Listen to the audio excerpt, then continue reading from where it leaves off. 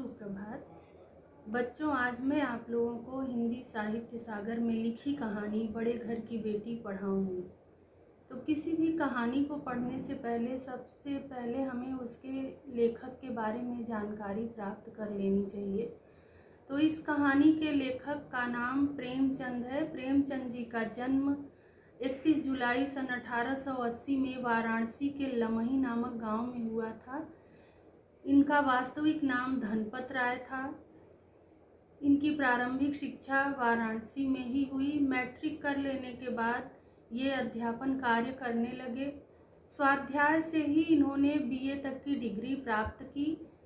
असहयोग आंदोलन के दौरान इन्होंने सरकारी नौकरी से त्याग पत्र दे दिया और पूरी तरह लेखन के कार्य में जुट गए। प्रेमचंद जी ने अपने साहित्य में किसानों, दलितों, नारियों की वेदना और वर्ण व्यवस्था की कुरीतियों का मार्मिक चित्रण किया है। इन्होंने समाज सुधार और राष्ट्रीय भावना से ओतप्रोत अनेक उपन्यासों एवं कहानियों की रचना की। इनकी मृत्यु 8 अक्टूबर सन 1936 को हुई थी। कथा संगठन, चरित्र चित्रण, कथोपकथन आदि की दृष्टि से इनकी रचनाएं बेजोड़ हैं। इनकी भाव भाषा सजीव, मुहावरेदार और बोलचाल के निकट है। रचनाएं कहानी संग्रह मानसरोवर 8 भागों में, उपन्यास निर्मला, सेवा सदन, प्रेमाश्रम, रंगभूमि, कर्मभूमि, गबन, गोदान आदि हैं।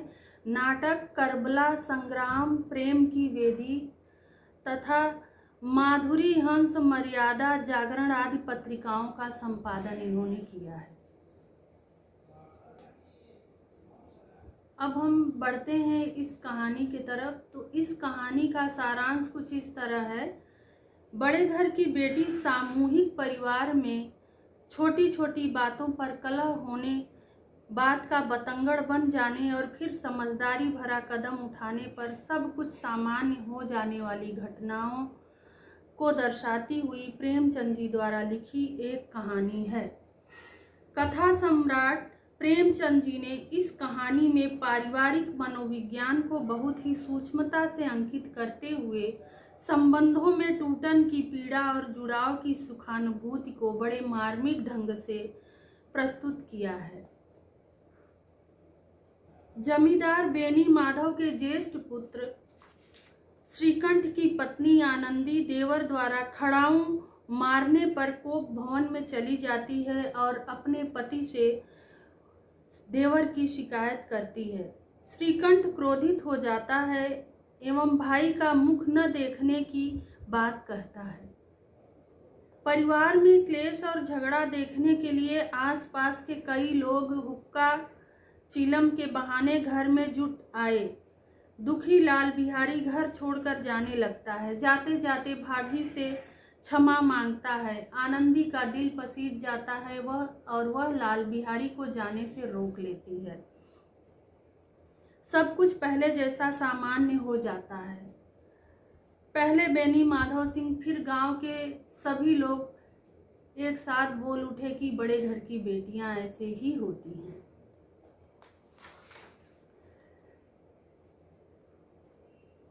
अब हम बड़े घर की बेटी के उद्देश्य के बारे में जानेंगे। तो इस कहानी में पारिवारिक रिश्तों और संबंधों के महत्व पर प्रकाश डाला गया है। हमें अपनी सूझबूझ व समझदारी से रिश्तों को टूटने से बचाना चाहिए। शांति व सौहार्द को महत्व देते हुए पारिवारिक रिश्तों को टूटने से बचाना चाहिए। इस कहानी में आनंदी की उदारता व क्षमा के कारण श्रीकंठ एवं लाल बिहारी के रिश्ते टूटने से बच जाते हैं। हमें समाज के उन लोगों से सावधान रहना चाहिए जो आपसी संबंधों में भेदभाव बढ़ाना चाहते हैं। इसी बुद्धिमानी का परिचय देते हुए श्रीकंठ के पिता बेनी माधव सिंह अपने बेटे श्रीकंठ की बातों को शांतिपूर्वक सुनते हैं और उसका हल निकालते हैं। इस कहानी में परोपकार एवं विनम्र स्वभाव परिचय देते हुए श्रीकंठ गांव के अन्य परिवारों को भी कलह से बचाता है, उन्हें जोड़ने का प्रयास करता है। सद्व्यवहार मनुष्य को सम्मान के शिखर पर पहुंचा देता है। आनंदी के व्यवहार से प्रसन्न होकर सारा गांव उसकी प्रशंसा करता है। बड़े घर की बेटी कहानी के शीर्षक की सार्थकता पर अब हम प्रकाश डालेंगे। तो इस कहानी का नाम बड़े घर की बेटी है। कहानी का शीर्षक अत्यंत सार्थक है। कहानी के केंद्र में आनंदी की भूमिका अत्यंत महत्वपूर्ण है। आनंदी एक रियासत के ताल्लुकेदार की बेटी है, जिसका घर धन धान्य सुख सुविधाओं से परिपूर्ण था। जब आनंदी अपने ससुराल आती है तो वहां की अभावपूर्ण स्थितियों से समझौता कर लेती है। ससुराल में आनंदी ने थोड़े ही दिनों में स्वयं को इस नई अवस्था के अनुकूल ऐसा बना लिया कि जैसे विलास के सामान कभी देखे ही न थे। यही उसका बड़प्पन था। इतना ही नहीं, आनंदी पति के परिवार को टूटने से रोक लेती है। आनंदी अपने देवर लाल बिहारी सिंह को क्षमा कर देती है और उसे घर छोड़कर जाने से रोक लेती है। भारतीय समाज में बहू के व्यवहार व संस्कार को मायके से जोड़कर देखा जाता है। आनंदी के इसी व्यवहारिक गुणों से प्रसन्न होकर वेनी माधव सिंह बोल उठे कि बड़े घर की बेटियां ऐसी ही होती हैं। बड़े घर की बेटियां बिगड़ते हुए काम को बना लेती हैं। वहां आनंदी की उदारता व बड़प्पन को पूरे गांव में सराहा गया। आनंदी में व्याप्त महान गुण इस कहानी के शीर्षक बड़े घर की बेटी को सार्थकता प्रदान करता है।